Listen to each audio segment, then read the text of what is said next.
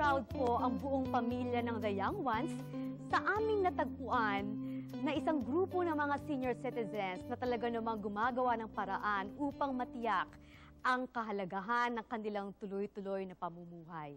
At syempre po, sana ay tularan natin ang kanilang kagalingan at determinasyon. Panoorin po ang kanilang kwento. Pagdating ng tao sa edad na 60, malimit iniisip ang mahiwagang huling sandali. Morbid man kung isipin, subalit ito ay bahagi ng normal na daloy ng buhay. Sa mga nakatatanda, may karagdagang pangambang dala ang kamatayan. Ito ay ang karagdagang gastos na maaring idudulot ng pagpapalibing. Ang pait at pahirap na ito ang nag-udyok kay Ginoong Manuel Santos at ng kanyang mga kasamahang senior citizens sa Pandi, Bulacan na bigyang lunas ang nasabing problema.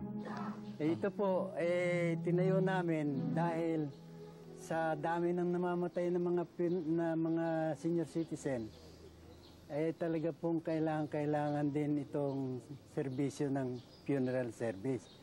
At kung wala kayong pera na namatayan kayo, isa po kayong senior citizen na, namatayan kayo ng kabiyak o kamag-anak na senior citizen din, napakalaking bagay po ang nagagawang tulong ng funeral service namin. Ani Mang Manuel, sinalubong ng pag-aalinlangan ang kanyang ideya na magtayo ng isang Pandi Senior Citizen Multipurpose Cooperative Funeral Service.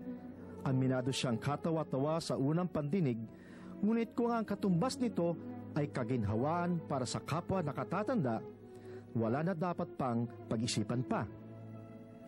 Isa si Aling Virginia sa mga natulungan ng Pandi Senior Citizen Multipurpose Cooperative Funeral Service. Ang kanyang madamdaming pasasalamat ay nagpatotoo lamang sa tulong na naibibigay ng samahan. Masyado akong problema sa namatay ang nanay ko. Sobrang problema ko. Mabuti na lang, ara si Kabibi na nagtulong sa akin sa senior citizen. Kung wala ang senior citizen, ano na lang kaya ang nangyari sa akin? Wala gid kami kwarta. Wala man ako kabalo kay primero pa lang kaming namatayan. Ay, mabuti na lang naglapit ako sa iya. Sabi ko kung anong mahimo ko tungkol sa senior citizen.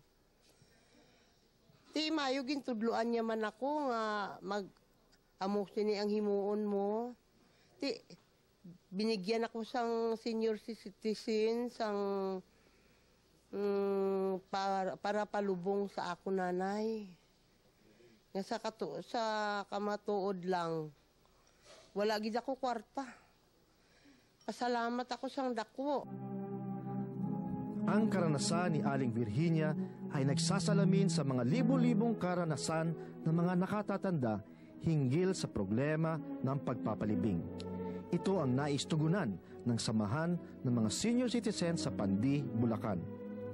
20% diskwento ang binibigay ng Pandi Senior Citizen Multipurpose Cooperative Funeral Service sa mga nakatatanda.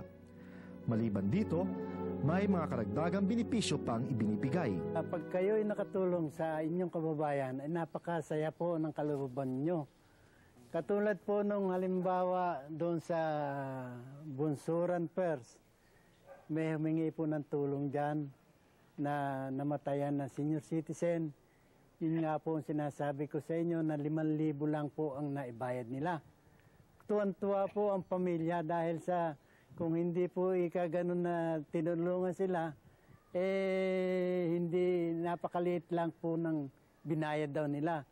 Sa totoo lang po, talagang ganun lang ang dapat na ibayad nila. dahil sila kasali sa lahat ng benepisyo. Ang susi ng kanilang tagumpay ay yung magandang kalooban at saka yung pong hindi kayo plastic, basta kung ano po ang nasa loob ninyong gawin, na ano po ninyo, na pipil ninyong magandang gawin para sa inyong kababayan. Ngunit gaya ng ibang mga kooperatiba, ay may mga hamon ding kinakaharap ang samahan. Unang-una po, yung pong paghingi ng pondo sa mga politiko po, talagang yung pong mukha namin kinakapalan na po namin para kami makalapit sa isang politiko at makahingi ng tulong. Maraming natutunang aral ang samahan ni Mang Manuel. Isa dito ay ang kahalagahan ng pagkakaroon ng panuntunan sa pamumuno. Kailangan po magkaroon ng isang panuntunan ang lahat ng mga namumuno. Kailangan po sa mga namumuno ay yung merong kang sinseridad at wala kang kinatatakutan na ikaw ay malilihis ng landas sa politika dahil wag na po nating isama rito ang politika dahil po ang politika minsanan lang po yan. Ang kailangan po natin ay yung matagalang pagtulong sa ating mga kababayan. May pakiusap naman si Mang Manuel sa kanyang kapwa nakatatanda. Sana po ay makisama na sila sa kanilang namumuno senior citizen. Unang-una po, kasi po, ang iba ng mga senior citizen, akala po nila kung sila ay humihingi ng tulong sa kanilang munisipyo, wag naman pong iabot lahat ang kamay. Konti lang po. Tunay nakahanga-hanga ang tibay ng loob ng mga lider at miyembro ng PANDI Senior Citizen Multipurpose Cooperative Funeral Service sa pamamagitan ng kanilang pagtutulungan, pagkakaisa at determinasyon ay nabigyan nila ng tulong at dangal ang huling sandali ng kanilang kapwa nakatatanda. Saludo kami sa inyo, Lolo at Lola. Ito po muli si Paul Reyes nag-uulat para sa The Young Ones.